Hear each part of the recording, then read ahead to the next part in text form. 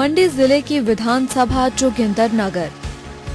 जोगिंदरनगर को पहले सुकराहटी के नाम से जाना जाता था, लेकिन बाद में इसका नाम मंडी के राजा जोगिंदर सेन के नाम पर जोगिंदरनगर रख दिया गया। पठानकोट से आने वाली नैरोगेट रेलवे लाइन जोगिंदरनगर में आकर खत्म होती है। जोगिंदरनगर विधानसभा क्षेत्र में कुल 81,941 मतदाता हैं, जिसमें पुरुष वोटर्स की तादाद 40,689 है, जबकि महिला वोटर्स की संख्या 41,252 है। जोगिंदरनगर सीट के इतिहास पर नजर डालें तो यहाँ ज्यादातर कांग्रेस ने राज किया है। इस सीट पर 2 बार निर्दलीय विधायक भी काबिज रह चुके हैं। ठाकुर गुलाब सिंह फिलहाल यहाँ से भाजपा के विधायक हैं। साल 2007 के विधानसभा चुनाव में गुलाब सिंह ने सुरेंद्र पाल को 7,000 मतों के अंतर से हरा दिया था। जोगिंदरनगर विधानसभा क्षेत्र मंडी लोकसभा सीट के तहत आता है। साल 2009 में यहां से कांग्रेस के वीरभद्र सिंह और भाजपा के महेश्वर सिंह के बीच मुकाबला था, लेकिन वीरभद्र सिंह ने 13,000 वोटों के अंतर से महेश्वर सिंह को हरा दिया।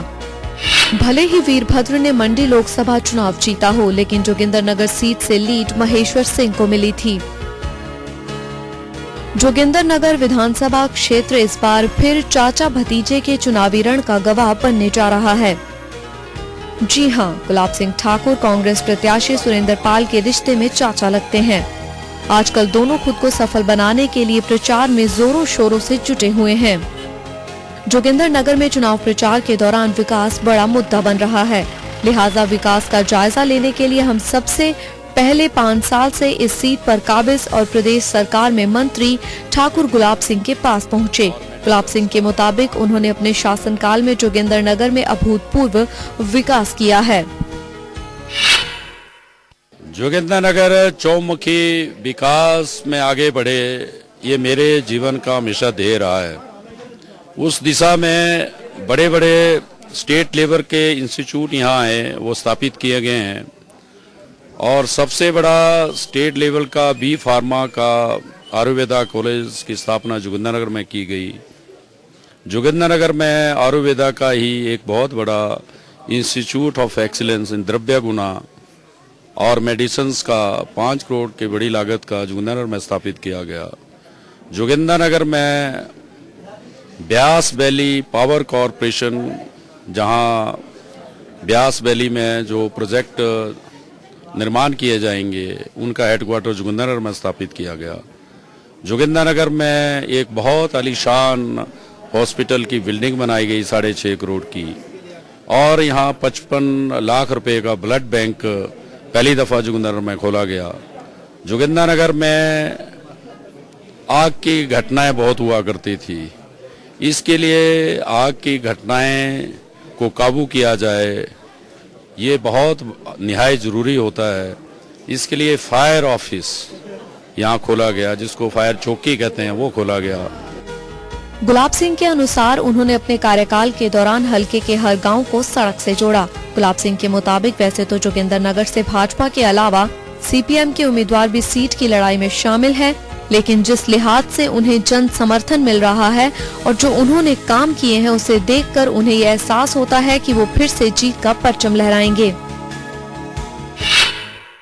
मेरा मुख्यतः मुकाबला तो भारतीय जनता पार्टी का कांग्रेस से ही रहता है, लेकिन वो कहीं भी मुझे दिखता है नहीं है।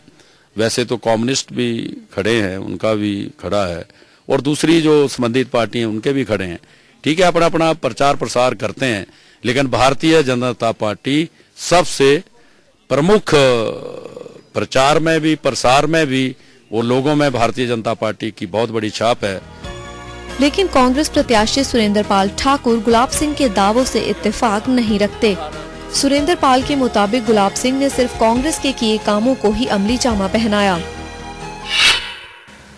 हमारे क्षेत्र से सरकार में बड़े पावरफुल मंत्री हमारे विधायक हैं, जो जब चुनाव उन्होंने लड़ा तो बहुत वायदे उन्होंने लोगों से किए, और पार्टी का जो घोषणा पत्र रहा उसमें बहुत जो वायदे हैं वो नौजवानों से, किसानों से और क्षेत्र के लोगों से करे। लेकिन आज 5वां वर्ष जाने को है। मैं नहीं समझता कि सरकार ने कोई अपने वायदों के मुताबिक कोई कार्य किया हो। जो कांग्रेस पार्टी के वक्त में कार्य शुरू किए गए थे या जिनको प्लानिंग में हमने डाला था, चाहे वो सड़क के कार्य हैं, चाहे वो पानी पीने का स्कीमें हैं, चाहे और कोई डेवलपमेंट के जो कार्य क्षेत्र के थे, उन्हीं को ही सिर्फ वो अमली जामा पहनाने में लगे हैं। सुरेंद्र पाल यही नहीं रुके, उन्होंने प्रदेश सरकार और मुख्यमंत्री प्रेम कुमार धूमल पर भी जमकर तीर चलाए। बकौल सुरेंद्र, मुख्यमंत्री ने उनके हलके में कुछ अधूरी परियोजनाओं का भी शिलान्यास करने से गुरेज नहीं किया है। सुरेंद्र पाल ने मुख्यमंत्री पर व्यापारियों की तरह काम करने का आरोप लगाया। जहां तक जोगिंदरनगर विधानसभा क्षेत्र की बात है, मैं समझता था कि नाती हमारे जो है वो मुख्यमंत्री हैं और जो हमारे विधायक थे वो इतने पावरफुल थे, तो हमने सोचा था कि जोगिंदरनगर का भी बहुत ज्यादा विकास, जो उपेक्षा के से भी ज्यादा मैं समझता था, वो होने को हम समझते थे। लेकिन दुर्भाग्यवश क्या हुआ कि हिमाचल के मुख्यमंत्री 3 दफे जोगिंदरनगर में आए।